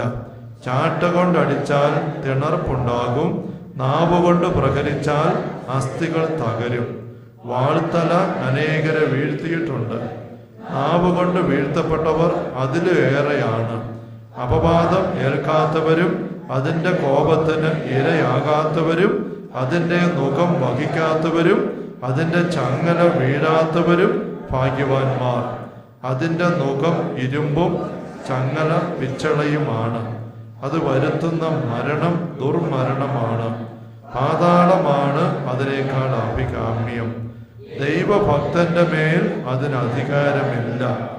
അവൻ അതിൻ്റെ അഗ്നിയിൽ ദഹിക്കുകയുമില്ല. കർത്താവിനെ പരിത്യജിക്കുന്നവർ അതിൻ്റെ പിടിയിൽ അമരും. അത് അവരുടെ ഇടയിൽ കത്തി ജ്വലിക്കും, കെടുത്താൻ കഴിയുകയില്ല. സിംഹത്തെ പോലെ അത് അവരുടെ മേൽ ചാടി വീഴും, പുലിയെ പോലെ അതവരെ ചീന്തിക്കളയും. നിങ്ങളുടെ ഭൂസ്വത്ത് മുള്ളുവേലി കൊണ്ട് സുരക്ഷിതമാക്കുക, സ്വർണവും വെള്ളിയും പൂട്ടി സൂക്ഷിക്കുക. വാക്ക് അളന്ന് തൂക്കി ഉപയോഗിക്കുക, വായ്ക്ക് വാതിലും പൂട്ടും നിർമ്മിക്കുക. നിനക്ക് വേണ്ടി പതിയിരിക്കുന്നവരുടെ മുൻപിൽ ചെന്ന് വീഴാതിരിക്കണമെങ്കിൽ നാവ് കൊണ്ട് തെറ്റ് ചെയ്യാതിരിക്കുക. ഇപ്പൊ വായ്ക്ക് വാതിലും പൂട്ടും നിർമ്മിച്ച് പൂട്ടിവെക്കണം. മൗനം പാലിക്കണം. മൗനം പാലിക്കണം. നിനക്ക് വേണ്ടി പതിയിരിക്കുന്നവരുടെ മുൻപിൽ ചെന്ന് വീഴാതിരിക്കണമെങ്കിൽ നാവിനെ നിയന്ത്രിക്കണം. എന്ത് സാഹചര്യം വന്നാലും തിരിച്ച് ഭീഷണിപ്പെടുത്തിയോ കുറ്റപ്പെടുത്തിയോ വെല്ലുവിളിച്ചോ ഉള്ള സംസാരം ഉണ്ടാവാതെ നാവിൻ്റെ നിയന്ത്രണം. വായ്ക്ക് വാതിലും പൂട്ടും നിർമ്മിക്കുക. സംസാരത്തെ നിയന്ത്രിക്കണം. ഇവിടെ പരദൂഷണം ഏഷണി വഴി വരുന്ന തകർച്ചകളെ പറ്റി കുറേ വിവരിച്ച് വന്നിരിക്കുകയാണ്. കുറേ കാര്യങ്ങളെല്ലാം അതുവഴി ബന്ധങ്ങൾ തകരുന്നു, കുടുംബങ്ങൾ തകരുന്നു, നാട് വിട്ടുപോകുന്നു, രോഗാവസ്ഥയപ്പെടുന്നു, ചങ്ങല വീഴുന്നു, മരണം, ദുർമരണം, അങ്ങനെ പാതാളം അതിനേക്കാൾ ഭേദം എന്നെല്ലാം പറഞ്ഞിട്ട് 22, 23 തിരുവചനങ്ങൾ ഒന്ന് ശ്രദ്ധിച്ച്. ദൈവഭക്തന്റെ മേൽ അതിന് അധികാരമില്ല, അവൻ അതിൻ്റെ അഗ്നിയിൽ ദഹിക്കുകയുമില്ല. കണ്ടോ, അത് ദൈവഭക്തനിലെ നമ്പർ 1 ഈശോ. ഈശോയിലേക്ക് നോക്കിക്കേ. ഈ പരദോഷണവും ഏഷണയും എല്ലാം ഈശോയെ പറ്റി പറഞ്ഞിട്ട് ഈശോയുടെ മുമ്പിൽ വെച്ച് കള്ളസാക്ഷി നേരം എന്ന് പറഞ്ഞിട്ട് അതിൻ്റെ തീ ഈശോയുടെ മേൽ കത്തുന്നില്ല. ആ അഗ്നി ഈശോയിൽ കത്തിപ്പിടിക്കുന്നില്ല. ദൈവഭക്തന്റെ മേൽ ഈ പരദോഷണം, ഏഷണി, അപവാദം, കുറ്റാരോപണം ഇതിന് അധികാരമില്ല. അവൻ അതിൻ്റെ അഗ്നിയിൽ ദഹിക്കുകയില്ല. നമ്മുടെ ദൈവഭക്തിയിൽ പുറകോട്ട് പോകുമ്പോഴാണ് ഉരുണ്ടു വീഴുന്നത്, ഈ തീ കയറി പിടിക്കുന്നത്, കത്തുന്നത്. അത് വല്ലാണ്ട് കത്തിപ്പോകാറുണ്ട് ആരെങ്കിലും. നേരത്തെ ഇടവകയിൽ ഒരു കുടുംബിനി ഒരു ദിവസം എന്നെ കാണാൻ പള്ളിമുറി കയറി വന്നു. കയ്യിലുണ്ട് കള്ളാസുകൊണ്ട്. എൻ്റെ അച്ഛ കരഞ്ഞോണ്ടാ വിഷമിച്ച വരുന്ന ആദ്യം പിടിച്ച്. എന്നുവെച്ചാൽ എന്നാ പറ്റി, എന്താ ഇരുന്നേ എവിടെ? എൻ്റെ അച്ഛ ഇത് കൊണ്ടോ എന്ന് വെച്ചൊരു കള്ളാസ് കൊണ്ടു തന്നു. അതിനകത്ത് ഇത് എവിടെ നിന്ന് കിട്ടിയതാ? ഇത് വഴി കിടന്ന് കിട്ടിയതാ. നിനക്ക് കിട്ടിയ അല്ലത് വേറൊരാൾക്ക് കിട്ടിയതാ. ആ വ്യക്തി എൻ്റെ കൊണ്ടു തന്നതാണ്. അപ്പം ഈ കിട്ടിയ ആൾ കൊണ്ടുവന്നിരിക്കുന്ന ആളിനെ പറ്റി ആരോ എന്തോ ഇച്ചിരി വേണ്ടാത്ത കാര്യങ്ങൾ എഴുതിയത് വഴി കിടന്ന് കിട്ടിയെന്നും പറഞ്ഞ് അയൽവക്കത്തുള്ള ഒരു സ്ത്രീ ഈ സ്ത്രീക്ക് കൊണ്ട് കൊടുത്തു. അത് വായിച്ചു കഴിഞ്ഞപ്പോഴേ അവിടെ കിടന്ന് കുറേ വഴക്കും ബഹളവും ചീത്തയെല്ലാം ഉണ്ടാക്കി. അയൽക്കാരോടൊന്ന് വീട് അടുത്തുണ്ട്, അവിടെ ഭയങ്കര ബഹളമെല്ലാം ഉണ്ടാക്കി. അത് കഴിഞ്ഞിട്ട് ആ തൊഴിലിൽ ഓടി പള്ളിക്കിലോട്ട് വന്നതാണ്. അച്ഛാ ഇത് നോക്കിക്കെന്ന് പറഞ്ഞുകൊണ്ട്. ഞാൻ പറയും ഇതെന്നാ നോക്കാതിരിക്കുന്നത്? എൻ്റെ അച്ഛൻ എന്നതല്ല ചോദിച്ചത്, അറിഞ്ഞ കാര്യമാണ് കുഴപ്പമില്ല അച്ഛാ. ഇത് തന്നെ പറഞ്ഞ് മനസ്സറിഞ്ഞ കാര്യമാണ് കുഴപ്പമില്ലായിരുന്നു. ഞാൻ ഒന്നും അറിഞ്ഞതല്ല അച്ഛാ, പിന്നെ എന്തിനാ വിഷമിക്കുന്നത്? ഇങ്ങനെ നമ്മൾ അഗ്നിയിൽ കത്ത് കാണും, അഗ്നിയിൽ കത്ത് കാണും.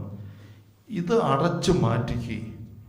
നമ്മളെപ്പറ്റി ആരെങ്കിലും എന്തെങ്കിലും പറയുന്നത് കേൾക്കുമ്പോൾ പിടയ്ക്കുന്നുണ്ടോ, ചാടുന്നുണ്ടോ, തുള്ളുന്നുണ്ടോ, കത്തുന്നുണ്ടോ? നിർത്ത്, കട്ടായ നിർത്ത്.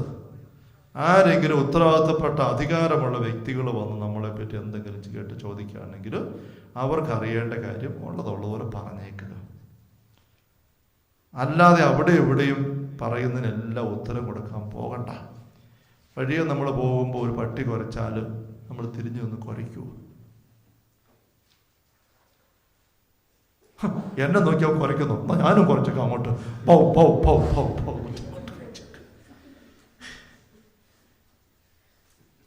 പട്ടിക്കുള്ള സ്വരം അങ്ങനെയാണ്. അവനറിയാവുന്ന ഈ കുരയ്ക്കാനേ അറിയത്തുള്ളൂ. അവന് പിന്നെ പാട്ട് പാടി കേൾപ്പിക്കാൻ പറ്റുമോ? മനോജ് പാടുന്ന പോലെ നമ്മളെ കാണുമ്പോൾ അവന് പാട്ട് പാടാൻ പറ്റത്തില്ല.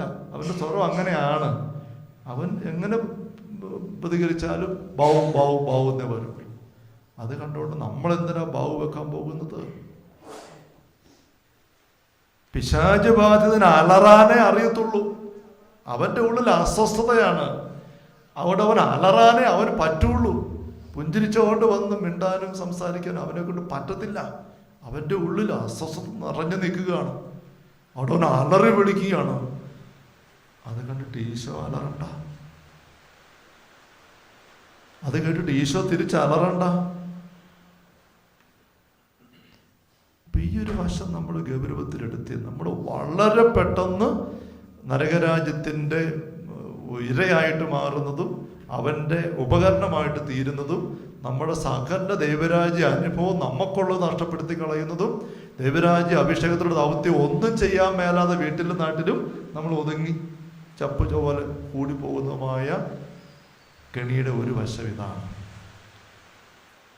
ഇവിടെ ദൈവഭക്തന്റെ മേലും ഇങ്ങനെയുള്ള കാര്യങ്ങൾക്ക് അധികാരമില്ല. നനഞ്ഞു കിടക്കുന്ന ചാക്കയിൽ തീ കത്തിപ്പിടിക്കുക എന്ന് പറഞ്ഞ പോലെ ദൈവഭക്തന്റെ മേല് അധികാരമില്ല. അപ്പൊ നമ്മൾ ദൈവഭക്തി കുറയുന്നത് കൊണ്ടാണ് ഇന്നത്തെ സുവിശേഷം മർത്തായും മേരിയുടെ മക്കൾ ഈശോ ചെല്ലുന്ന രംഗം. അപ്പം മേരി ശാന്തയായിട്ടിരിക്കുക ഈശോയുടെ പാദങ്ങളിൽ. മേരിയെപ്പറ്റി ഭർത്താവ് ഒന്ന് കുറ്റം പറയുകയാണ്, പക്ഷെ മേരി പ്രതികരിക്കുന്നില്ല. മേരിയെപ്പറ്റി താത്തിക്കെട്ടിയാ പറയുന്നത്, ഇവൾ ഒരു കാര്യം ശ്രദ്ധിക്കുന്നില്ല. കർത്താവെ നോക്കിക്കേ, പണിയെല്ലാം ചെയ്യാൻ എന്നെ ഏൽപ്പിച്ചിരിക്കുക. മേരി ആത്മീയ അനുഭവത്തിൽ ആഴപ്പെട്ട വ്യക്തി അല്ലായെങ്കിൽ മേരി എടുത്ത് പറയാം, അല്ല കർത്താവെ, ഞാൻ രാവിലെ നേരത്തെ എണീറ്റ് അടുക്കള പണി തീർത്തു വെച്ചാൽ ഇങ്ങോട്ട് വന്നത്. നിന്റെ അടുത്ത് ഇരിക്കാൻ വേണ്ടി ഞാൻ പണിയെല്ലാം തീർത്തതാണ്, എൻ്റെ വിധം തീർത്ത ഞാൻ. അവിടെ പണികളെ കുറച്ച് ചെയ്തിട്ട് ഞാൻ വന്നിരിക്കുന്നത്. എന്നിട്ട് ഇപ്പോൾ അവിടെ കുറ്റപ്പെടാൻ വന്നിരിക്കുന്നു. എന്നിട്ട് ഞാൻ ആ പണിയെല്ലാം ചെയ്തതല്ലേ എന്ന് മേരി പറഞ്ഞിരുന്നെങ്കിൽ കർത്താവിൻ്റെ സാന്നിധ്യ അനുഭവം മേരിയിൽ ആഴപ്പെട്ടിട്ടില്ലായിരുന്നു അർത്ഥം. മറിച്ച് മേരി അവിടെ ഒന്നും മിണ്ടുന്നില്ല. അവളുടെ ആ പറച്ചിലും വരവും അസ്വസ്ഥതയും ഉത്കണ്ഠയും എല്ലാം ഭർത്താവ് ഒന്ന് പ്രകടിപ്പിക്കുമ്പോൾ മേരി അതിനകത്ത് കത്തുന്നില്ല.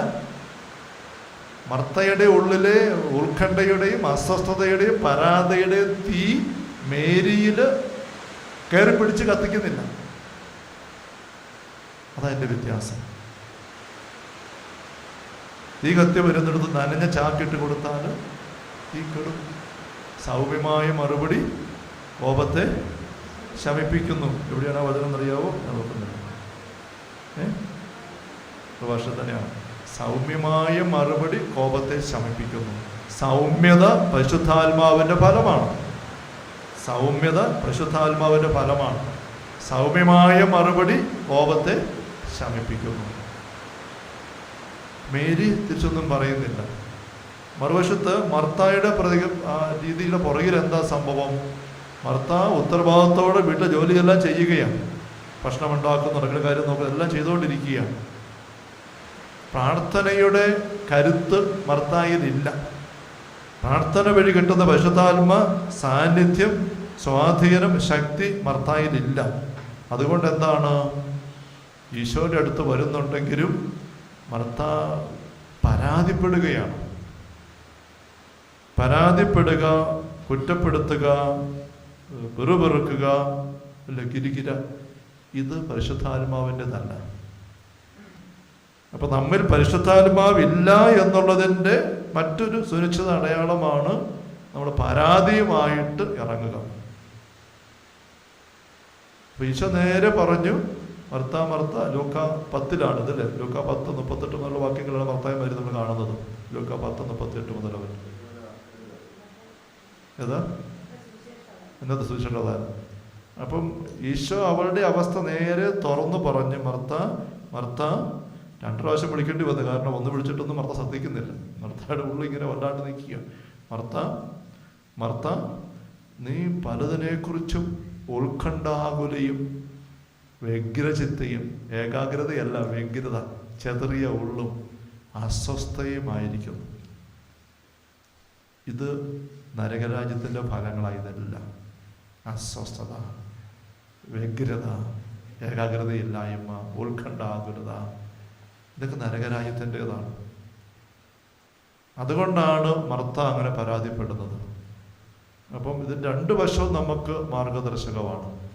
മേരിയുടെ ശാന്തത. മേരിക്കെതിരെ കുറ്റാരോപണം വന്നിട്ടും മേരി പൊട്ടിത്തെറിക്കുന്നില്ല, പ്രതികരിക്കുന്നില്ല, ശാന്തമായിട്ടായിരിക്കുന്നു. മർത്ത ഈശോയുടെ പക്കലേക്ക് ഓടി വരുന്നത് ഈശോയ്ക്ക് വേണ്ടി ജോലി ചെയ്യുന്ന ആളുമാണ്. ഈശോയ്ക്ക് വേണ്ടി നല്ലപോലെ കിടന്ന് പണിയെടുക്കുകയാണ്. നല്ല ഭക്ഷണം ഉണ്ടാക്കി കൊടുക്കണം ഈശോയ്ക്ക് വേണ്ടി. അതിനുവേണ്ടി അടുക്കള കിടന്ന് പണിയോട് പണിയാണ്. സ്നേഹം കൊണ്ട് തന്നെയാണ്. പക്ഷെ പ്രാർത്ഥനയുടെ കരുത്തില്ലാത്തത് കൊണ്ട് സ്നേഹത്തിൻ്റെ ഒത്തിരി ശുശ്രൂഷ ഈശോയ്ക്ക് വേണ്ടി നേരെ ചെയ്യുന്ന ആളായിട്ട് പോലും കൂടെയുള്ള ആളിനെ നോക്കി കുറ്റപ്പെടുത്തുന്നു. നമുക്ക് കൂടെയുള്ളവരെ പറ്റി കുറ്റപ്പെടുത്താനുള്ള പ്രേരണ വരുന്നുണ്ടെങ്കിൽ നമ്മൾ ഈശോയ്ക്ക് വേണ്ടി ചെയ്യുന്നുണ്ട്, കുടുംബത്തിന് വേണ്ടി ചെയ്യുന്നുണ്ട്, അവർക്ക് വേണ്ടി പോലും ചെയ്യുന്നുണ്ട്, എങ്കിലും ദൈവരാജ്യ അഭിഷേകത്തിലല്ല എന്നതിനർത്ഥമുണ്ട്. ദൈവരാജ്യ അഭിഷേകത്തിൽ നമ്മൾ ശുഷ്കിച്ചാൽ കാലിയായിപ്പോയി, പരിശുദ്ധാത്മ സാന്നിധ്യ ശക്തിയില്ല. അതുകൊണ്ടാണ് നമ്മൾ മറ്റുള്ളവരുടെ പെരുമാറ്റം നോക്കിയിട്ട് കുറ്റപ്പെടുത്തുകയാണ്. കണ്ടില്ലേ, ഇങ്ങനെ ഇങ്ങനെ ഇങ്ങനെ. സ്നേഹമുള്ളവർ, ഇവിടെയൊക്കെ നമുക്ക് പഴുതടച്ചെടുക്കണം. ഇപ്പം നമ്മുടെ വീട്ടിൽ തന്നെയുള്ള ഇങ്ങനെ തിന്മയ്ക്ക് കാലുപൊക്കി ചവിട്ടി കയറി ഉറപ്പിച്ച് നിന്നിട്ട് നമുക്കിട്ട് തൊഴിക്കാനും കുത്താനും അവസരം കിട്ടുന്ന വ്യക്തികൾ, സാഹചര്യങ്ങൾ ഏതൊക്കെയാണെന്നുള്ളത് എൻ്റെ വീടിനകത്തെ കാര്യം ഞാൻ കൃത്യമായിട്ട് ഇവിടെ തന്നെ ഇരുന്നു കൊണ്ട് കണ്ടെത്തണം. എത്ര പ്രാവശ്യം നമ്മൾ കരുത്തെടുത്ത് പോയിട്ട് ഒറ്റ തൊഴിക്കാവും നമ്മളെ മറിച്ചിട്ട്. നമ്മുടെ വീട്ടിലുള്ള ഓരോരുത്തരുടെ ബലക്കുറവുകൾ ഏതൊക്കെ തരത്തിലാണ് പിശാച് മുതലാക്കുന്നത്. 2 തിമോത്തി 2 നമ്മൾ കണ്ടില്ലേ, എതിർക്കുന്നവരെ സൗമ്യതയോടെ തിരുത്തിക്കുകയും പിശാച് തൻ്റെ ഇഷ്ട നിർവഹണത്തിന് വേണ്ടി തൽക്കാലത്തേക്ക് അവരെ അടിമകളാക്കിയിട്ടുണ്ട്. പത്രോസും യോഹന്നാനും യാക്കോബും പോലും പിശാചിൻ്റെ ഈ പിടുത്തത്തിൽ പെട്ടവരാണ് ബൈബിളിൽ തന്നെ. എങ്കിൽ നമ്മുടെ വീട്ടിലുള്ളവരും നമ്മളും ഈ അടിമത്തത്തിൽ പെടുന്നു എന്ന് നമ്മൾ തിരിച്ചറിയണം. എന്നിട്ട് അവിടെ നമ്മൾ കരുതലെടുക്കണം. അതുകൊണ്ടാണ് എസെക്കിയേലോട് തമ്പുരാൻ പറഞ്ഞത്, മുള്ളുകളും മുൾച്ചെടികളും നിന്നോടൊപ്പം ഉണ്ടായേക്കാം. നമ്മുടെ വീട്ടിൽ നമ്മോടൊപ്പമുള്ള മുള്ളുകൾ ഏതൊക്കെയാണ്, മുൾച്ചെടികൾ ഏതൊക്കെയാണ്? ഇതവരെ കുറ്റം വിധിക്കാനോ പുച്ഛിക്കാനോ നിന്ദിക്കാനോ ഒന്നുമല്ല. തേളുകളുടെ മേൽ നിനക്ക് ഇരിക്കേണ്ടി വന്നേക്കാം. ചിലപ്പോൾ നിന്റെ പങ്കാളിയുടെ കൂടെ നീ ജീവിക്കുന്നത് തേളിൻ്റെ കൂടെ ജീവിക്കുന്ന പോലെ ആയിരിക്കാം. ഒരാശ്വാസം തോന്നുന്നുണ്ടെ കുഴപ്പമാണ് കേട്ടോ. അച്ഛൻ എപ്പോഴെങ്കിലും ഒരു സത്യം പറഞ്ഞല്ലോ, എൻ്റെ കൂടെയുള്ളൊരു തേള എന്ന് ചിന്തിച്ചു പോയാൽ തെറ്റ് കേട്ടോ. വീണ്ടും അവിടെ നമ്മൾ ഈശോയുടെ നല്ലാത്ത മനോഭാവത്തിലേക്ക് പോകും. പക്ഷേ അങ്ങനത്തെ അനുഭവം നമുക്കുണ്ടായേക്കാം എന്ന് ഈശോ എസെക്കിയേലിനോട് പറഞ്ഞു. അപ്പൊ എസെക്കിയേലിനോട് തെളിച്ച് പറഞ്ഞിരിക്കുന്ന കാര്യങ്ങൾ നമുക്കും അതുപോലെ തന്നെ വാസ്തവമാണ്, നമ്മൾ തിരിച്ചറിയണം. അപ്പം ദൈവഭക്തന് മേൽ അതിന് അധികാരമില്ല, അവൻ അതിൻ്റെ അഗ്നിയിൽ ദഹിക്കുകയുമില്ല. അഗ്നി വന്ന് യേശും ചിലപ്പോൾ ചൂട് വരും, പൊള്ളലേറ്റെന്നും വരും, പൊള്ളിയെന്ന് വരും ചിലപ്പം. പക്ഷെ ദഹിക്കുകയല്ല, നിന്ന് കത്തുകയല്ല, നമ്മിൽ നിന്ന് കത്തുകയല്ല. മുഖം ഇച്ചിരി വാടിയെന്ന് വരും, കോടിയെന്ന് വരും, നമ്മൾ ചിലപ്പോൾ ഇച്ചിരി വേർത്തുനിന്ന് വരും, വല്ലാണ്ടായെന്ന് വരും. പക്ഷേ കത്തുകയല്ല, നിന്ന് കത്തുകയല്ല. ഇത് ഓർക്കണം. കർത്താവിനെ പരിത്യജിക്കുന്നവർ അതിൻ്റെ പിടിയിൽ അമരും, അത് അവരുടെ ഇടയിൽ കത്തിജ്വലിക്കും, കെടുത്താൻ കഴിയുകയില്ല. സിംഹത്തെ പോലെ ചാടി വീഴും, പുലിയെ പോലെ ചീന്തിക്കീറി കളയും, അതുപോലെ ഉപദ്രവം ചെയ്യും. ഇങ്ങനെയുള്ള ഈ നാരകീയ ആക്രമണങ്ങൾ. അപ്പം ഈ നമ്മൾ മൗനം പാലിക്കാൻ സാധിക്കുക എന്നുള്ളത്, അത് നമ്മൾ ശീലിക്കണം, മൗനം പാലിക്കാൻ. ഇവിടെ പ്രഭാഷകൻ്റെ എവിടെയോ ഒരു ഇതുണ്ട്, രഹസ്യങ്ങൾ പാലിക്കുന്നതിനെ പറ്റി. അത് നീ 19-ാം അധ്യായത്തിൽ 7 മുതലുള്ള തിരുവചനങ്ങളിൽ മറ്റൊരു സാഹചര്യത്തിലാണ് പറയുന്നതെങ്കിൽ പോലും പ്രഭാഷകൻ 19:7 മുതൽ കേൾക്കുന്നതെല്ലാം പറഞ്ഞ് നടക്കരുത്, നിനക്കൊന്നും നഷ്ടപ്പെടുകയില്ല. പറയാതിരുന്നാൽ നഷ്ടമാണെന്ന് വിചാരിക്കണ്ട, അതുകൊണ്ട് പറഞ്ഞ് നടക്കണ്ട. മിത്രത്തോടായാലും ശത്രുവിനോടായാലും കേട്ടത് പറയരുത്. വെച്ചാൽ കേട്ടത് അവിടെ ഇവിടെയും കേട്ട ദോഷണോ ഏഷണോ എല്ലാം പറയാൻ പോകരുത്. പാപം ആവുകയില്ലെങ്കിൽ അത് നീ വെളിപ്പെടുത്തരുത്. കേൾക്കുന്നവന് നിന്നിൽ വിശ്വാസം നഷ്ടപ്പെടും, ക്രമേണ അവൻ നിന്നെ വെറുക്കും. കേട്ട നിന്നോടൊത്ത് മരിക്കട്ടെ, ധൈര്യമായിരിക്കുക, നീ പൊട്ടിത്തെറിക്കുകയില്ല. എന്താണ്? രഹസ്യം കേട്ട വിഡ്ഢി പ്രസവവേദന അനുഭവിക്കുന്ന സ്ത്രീയെ പോലെ ക്ലേശിക്കും. തുടയിൽ തുളഞ്ഞു കയറിയ അസ്ത്രം പോലെയാണ് ഭോഷന്റെ ഉള്ളിൽ രഹസ്യം. കേട്ട കാര്യം സ്നേഹിതനോട് നേരിട്ട് ചോദിക്കുക. അതവൻ ചെയ്തിട്ടില്ലായിരിക്കാം. ചെയ്താൽ തന്നെ മേലിൽ അങ്ങനെ ചെയ്യാതിരിക്കട്ടെ. അയൽക്കാരനോട് നേരിട്ട് ചോദിക്കുക. അവനത് പറഞ്ഞിട്ടില്ലായിരിക്കാം. പറഞ്ഞാൽ തന്നെ മേലിൽ അങ്ങനെ പറയാതിരിക്കട്ടെ. സ്നേഹിതനോട് ചോദിക്കുക. അത് മിഥ്യ അപവാദമായിരിക്കും. കേൾക്കുന്നതെല്ലാം വിശ്വസിക്കരുത്. ആർക്കും തെറ്റുപറ്റാം. നാവുകൊണ്ട് ഒരിക്കലും പാപം ചെയ്തിട്ടില്ലാത്ത ആരെങ്കിലും ഉണ്ടോ? അയൽക്കാരനെ ഭീഷണിപ്പെടുത്തുന്നതിന് മുമ്പ് അവനുമായി സംസാരിക്കുക. അത്യുന്നതിൻ്റെ നിയമം നിറവേറ്റാൻ ഇടനൽകുക. ഇതെല്ലാം ഈ അഴുക്ക്, ദൂഷണം, ഏഷണി, കുറ്റാരോപണം, അത് മറ്റുള്ളവരെ പറ്റി എന്തെങ്കിലും അഴുക്ക് കേട്ടാൽ അത് നീ ആരോടും പറയാതിരിക്കുക എന്ന് പറയുകയാണ്. പിന്നെ അത് അയൽക്കാരനെ പറ്റി കേട്ടെങ്കിൽ ചോദിക്കേണ്ട വിഷയമാണ്, ഗൗരവമുള്ളതാണെങ്കിൽ ശാന്തമായിട്ടും ചോദിച്ച്. ചിലപ്പോൾ അങ്ങനെ സംഭവം ഉണ്ടായിട്ടില്ലായിരിക്കും. പറഞ്ഞ് കേട്ടത് ശരിയായിരിക്കും. കേട്ടത് ഇങ്ങനെ വന്നു, പക്ഷേ സംഭവം ചോദിച്ചപ്പോൾ ഇല്ല, അവരൊന്നും അറിഞ്ഞിട്ടേ ഇല്ല ഈ സംഭവം. അങ്ങനെ ആയിരിക്കാം. അപ്പം അയൽക്കാരോടാണോ സ്നേഹിതരോടാണോ അത് അങ്ങനെ ആ രീതിയിൽ സംസാരിക്കാൻ നോക്കിക്കേ. ഇനി അങ്ങനെ ഒന്നും പറയാൻ അവസരമില്ലെങ്കിൽ തന്നെ നീ കേട്ട ഈ കാര്യം നിന്റെ ഉള്ളിൽ കുഴിച്ചു മൂടി കളഞ്ഞേരെ ഈ അഴുക്ക് എന്ന് പറഞ്ഞിരിക്കുക. അതങ്ങനെ കേട്ടു, അതുകൊണ്ടത് ചോദിച്ചേ പറ്റൂ, ആരും പറഞ്ഞേ പറ്റൂ, വേണ്ട, നിന്റെ ഉള്ളിൽ അങ്ങ് കുഴിച്ചു മൂടി കളഞ്ഞേരെ എന്ന് പറയുകയാണ്. കേട്ട കാര്യം നിന്നോടൊത്ത് മരിക്കട്ടെ. ധൈര്യമായിരിക്കുക, നീ പൊട്ടിത്തെറിക്കുകയല്ല. ഈ കാര്യം അകത്തിരുന്നിട്ട് നീ പൊട്ടിത്തെറിക്കൊന്നും പേടിക്കണ്ടെന്ന് പറയുക.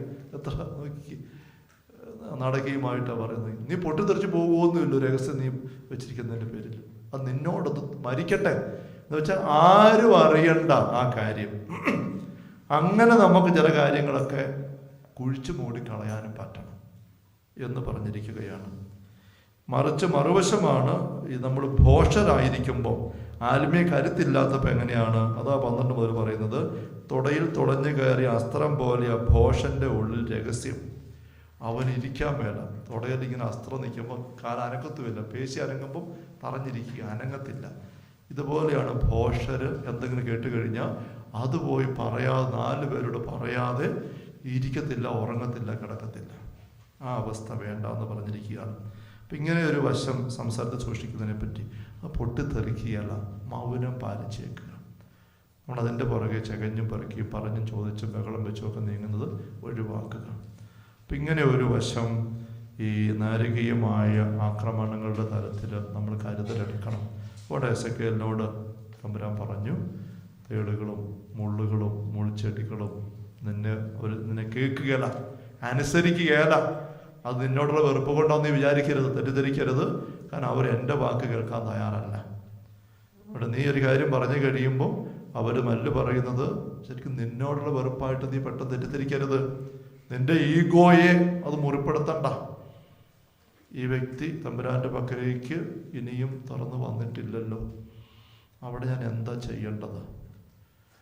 കുറേ കൂടി പ്രാർത്ഥന കൊടുക്കാം, കുറേ കൂടി സ്നേഹം കൊടുക്കാം, സാന്നിധ്യം കൊടുക്കാം.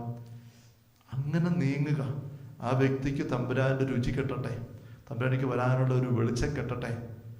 തടസ്സമായിട്ട് കിടക്കുന്നതൊക്കെ ഒരുക്കി പോകാനായിട്ട് നമ്മൾ ത്യാഗമെടുത്ത് പ്രാർത്ഥിക്കുന്നു, ഈശോയുടെ പരിഹാരയോട് ചേർത്ത് വെച്ച് പ്രാർത്ഥിക്കുന്നു. അങ്ങനെ നമ്മൾ നീങ്ങണം. കരുണക്കൊന്തയും ഇവിടെ നമ്മൾ, കാരണം ഈശോയുടെ പരിഹാര ബലിയിലാണല്ലോ പാപങ്ങളെല്ലാം നീക്കപ്പെടുന്നത്. അത് നമ്മൾ, ഞാൻ പറഞ്ഞ 21 പ്രാവശ്യം, ഇന്നലെ നിങ്ങൾ എത്ര പേര് 21 എത്തിച്ചു ഞാൻ ചോദിക്കുന്നത്. 21 കരുണക്കൊന്ത ചൊല്ലാൻ പറ്റിയവരെന്ന് കൈവക്കിക്ക് കുറേ പേര്, ബാക്കിയുള്ളവർ അതിൻ്റെ അടുത്തൊക്കെ എത്തിയിട്ടുണ്ടാവും. അത് ഒരു ചിലപ്പോൾ മടുപ്പുപോലെ തോന്നാം. പക്ഷേ നമ്മൾ ഇങ്ങനെയൊക്കെയുള്ള വിഷയങ്ങൾ നേരെ നമ്മൾ ഒരുമിച്ച് ചെല്ലുമ്പോൾ പ്രാർത്ഥന ഒരുമിച്ച് ചെല്ലിപ്പോകും, ഒരേ രീതി ചെല്ലുകയാണ് ഇടക്കുരുവിൻ്റെ പ്രാർത്ഥന. പക്ഷെ തനിച്ച് ചെല്ലുന്ന ഓരോ അവസരത്തിലും നിത്യപിതാവേ, എൻ്റെ ഈ ലോകം മുഴുവൻ്റെയും, പ്രത്യേകിച്ച് എൻ്റെ കൂടെയുള്ള ഇന്നയാൾ അവരുടെ ഇന്ന തിന്മ, ഇന്ന പെരുമാറ്റം, മറ്റേയാളുടെ ഇന്ന രീതികൾ, മറ്റേയാളുടെ കോപവും വെറുപ്പും, ഇന്നയാളുടെ പിണക്കം, അങ്ങനെ എണ്ണി എണ്ണി പറഞ്ഞിട്ട് അതിനെല്ലാം പരിഹാരമായി അങ്ങയുടെ വത്സല സ്വതനും രക്ഷകനും കർത്താവുമായി എന്ന് പറഞ്ഞു വെച്ച് പ്രാർത്ഥിക്കണം. അങ്ങനെ ഓരോ പ്രാവശ്യം പറഞ്ഞിട്ട് പ്രാർത്ഥിക്കുമ്പോഴും അവിടെ വ്യത്യാസം ഉണ്ടാകും. ഇതാണ് നമ്മുടെ ആക്രമണത്തിൻ്റെ ഈ ആന്തരികമായ മറുവശം ശക്തിപ്പെടാനുള്ള ഈ തിന്മയെ മറികടക്കാനുള്ള മാർഗം. അപ്പോൾ ഈ മൗനം പാലിക്കുന്നത്, ഈ തിന്മയോട് അങ്ങനെ പ്രതികരിച്ച് പോകാതെ സൂക്ഷിക്കുക, ആ കാര്യമല്ല അങ്ങനെ.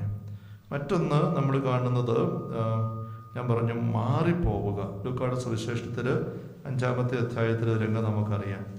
അവിടെ ഇങ്ങനെ തിന്മയുടെ സാഹചര്യമൊന്നുമല്ല, പക്ഷേ ഈശോയുടെ ഒരു പെരുമാറ്റം, ഒരു ഒറ്റപ്പെട്ട ഒരു പെരുമാറ്റം ഈശോ നമ്മൾ കാണുന്നതാണ്. ലൂക്കായുടെ സുവിശേഷം 5-ാമത്തെ അധ്യായത്തിൽ 15-16 തിരുവചനങ്ങൾ.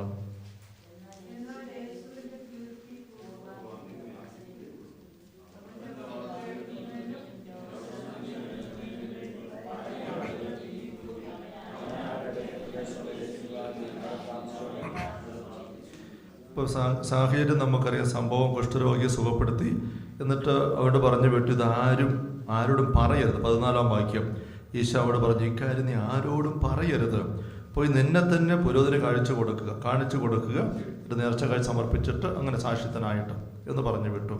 പക്ഷെ അവൻ പോയി അവൻ്റെ ആവേശത്തിൽ ഇതേപറ്റി എല്ലാവരും പറഞ്ഞു. ഒത്തിരി ആൾക്കാർ വരികയാണ്. അപ്പം അവിടെ ഈശോയുടെ പെരുമാറ്റം, അനേകം ആൾക്കാർ ഇങ്ങനെ വാക്ക് കേൾക്കുന്നതിന് രോഷം നേരിടുന്നതിന് വേണ്ടി വന്നു. അവനാകട്ടെ വിജന പ്രദേശങ്ങളിലേക്ക് പിൻവാങ്ങി അവിടെ പ്രാർത്ഥിച്ചു കൊണ്ടിരുന്നു. ഇതും നമ്മൾ മനസ്സിൽ സൂക്ഷിക്കേണ്ട ഒരു സംഭവമാണ്. നമുക്ക് ഈശോയെ നോക്കിയാൽ പഠിക്കാനുള്ളത്. അപ്പോൾ ഈ ജനത്തിൻ്റെ മുമ്പിൽ ആത്മീയ കരുത്തോടെ നിൽക്കാനുള്ള അഭിഷേക നിറവ് ഇല്ല എന്ന് കണ്ടപ്പോൾ ഈശോ മാറി. പ്രാർത്ഥിക്കാനായിട്ടാണ് പോയത്. ഇവരോട് പിണക്കമായിട്ടല്ല, മടുത്തിട്ടല്ല, ഉറങ്ങാൻ പോയതല്ല, വിശ്രമത്തിന് പോയതല്ല, സ്വസ്ഥത തേടി പോയതല്ല, മാറി പ്രാർത്ഥിച്ചു കൊണ്ടിരുന്നു. പ്രാർത്ഥന വഴി ശക്തി സംഭരിക്കുക എന്ന് പറയുന്നത്, നമ്മൾ ഈ ദിവസങ്ങൾ ഇന്നലെ ഇന്നും ഒക്കെ കുറേ സമയം പ്രാർത്ഥനയ്ക്കായിട്ട് ചെലവഴിക്കുകയാണ്. അത് നമ്മൾ വളരെ ഗൗരവത്തോടെ ചെയ്യുന്നൊരു കാര്യമാണ്. പ്രാർത്ഥന വഴി ശക്തി നിറച്ചെടുക്കുന്ന ശീലം നമ്മൾ വളർത്തിയെടുക്കണം, തെളിച്ചെടുക്കണം, ആഴപ്പെടുത്തിയെടുക്കണം. കിട്ടിയിട്ടുള്ളത് എവിടെയെങ്കിലും വിട്ടുപോയിട്ടുണ്ടെങ്കിൽ പുതുക്കിയെടുക്കണം. ഈ ദിവസങ്ങളിൽ നമ്മൾ കുറേ കാര്യങ്ങളെല്ലാം കേട്ട് രസമായിട്ടിരുന്ന് തലയ്ക്കകത്ത് ബോധ്യങ്ങൾ കിട്ടിപ്പോയാൽ മാത്രം പോരാ. ദൈവരാജ്യ അഭിഷേകം എന്ന് പറയുമ്പോൾ നമ്മൾ ആ അഭിഷേകത്തിൻ്റെ നിറവിൽ അനുഭവിച്ചും കൂടെ കയറി വരണം. അതുകൊണ്ട് തന്നെയാണ് നമ്മൾ സമയമെടുത്ത് പ്രാർത്ഥനയ്ക്ക് വേണ്ടിയിട്ട് ഇരിക്കുന്നത്.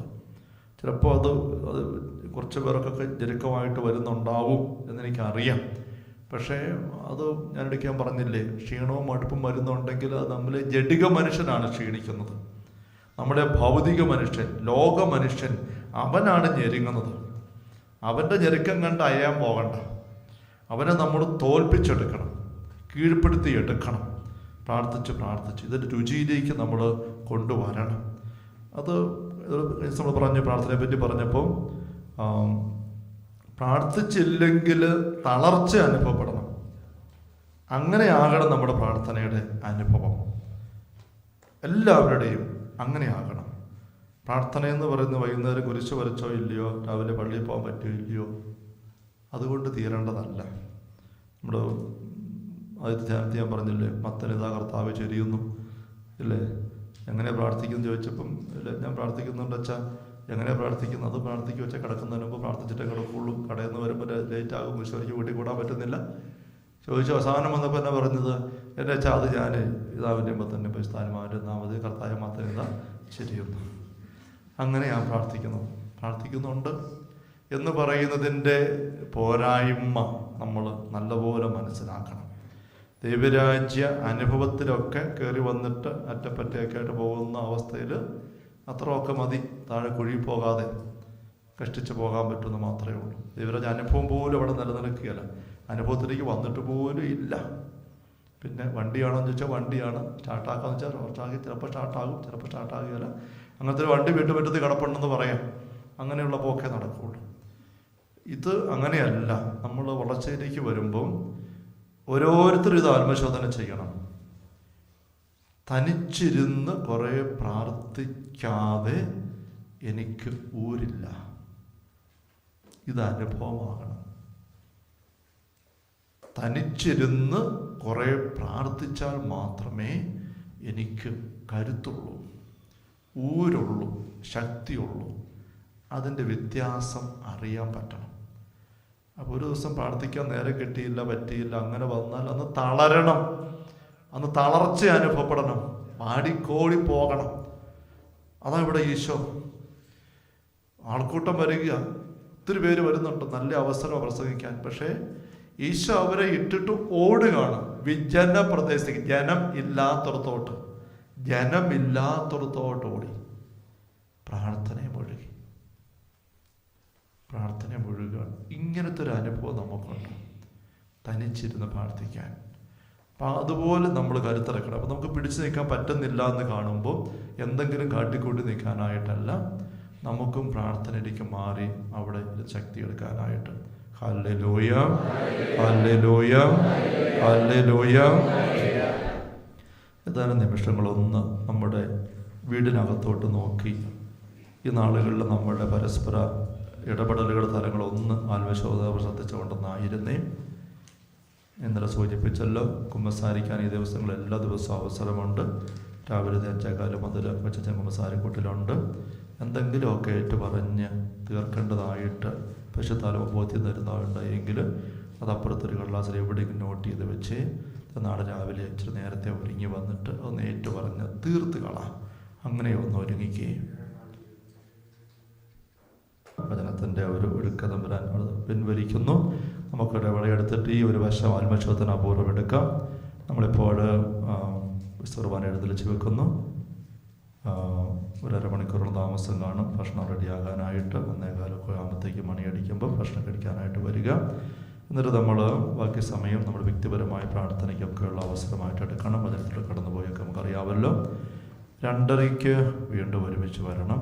നമുക്കൊരു കുരിശിൻ്റെ വീട് നടത്തിയെന്ന് പ്രാർത്ഥിക്കുന്നു. 2:30 മുതൽ നമ്മളൊരു 3:45 ഒക്കെ വരെയുള്ള സമയത്ത് കാപ്പി കഴിഞ്ഞിട്ട് വീണ്ടും 5 മണിയാകുമ്പോഴേക്കും നമ്മൾ 4:30 ഒരുമിച്ച് കൂടാം. 4:30 ഒരുമിച്ച് കൂടി നമ്മൾ ഇന്നലെ ചെയ്തവർ തന്നെ കരുണക്കൊന്ത ചൊല്ലി പ്രാർത്ഥിക്കുന്നു. നമുക്ക് മുട്ടുകുത്താം.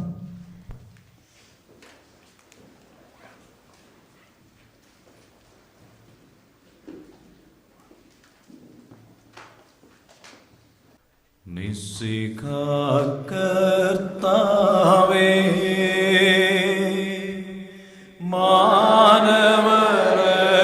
മാനവരക്ഷകനേ, നരനു വിമോചനമേകിടുവാൻ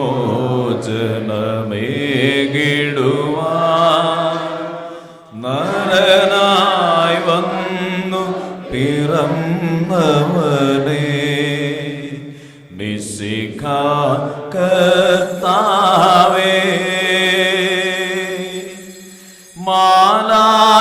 മാലാഖമാരുത്തു ഞങ്ങൾ പാടി പുകഴ്ത്തുന്നു നിന്നെ. മാലാഖമാരുത്തു ഞങ്ങൾ പാടി പുകഴ്ത്തുന്നു നിന്നെ. പരിശുദ്ധൻ പരിശുദ്ധൻ കർത്താവേ, നീ പരിശുദ്ധൻ പരിശുദ്ധൻ പരിശുദ്ധൻ കർത്താവേ, നീ പരിശുദ്ധൻ. മിശിഹ കർത്താവേ,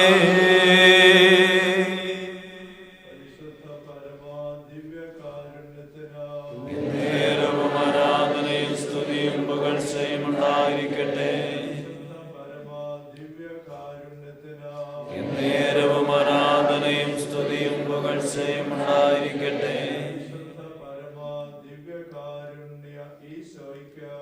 നേരവും ആരാധനയും സ്തുതിയും പുകഴ്ചയും ഉണ്ടായിരിക്കട്ടെ. അഖില ലോക നായക വാഴ്ത്തിടുന്നു ഞങ്ങൾ.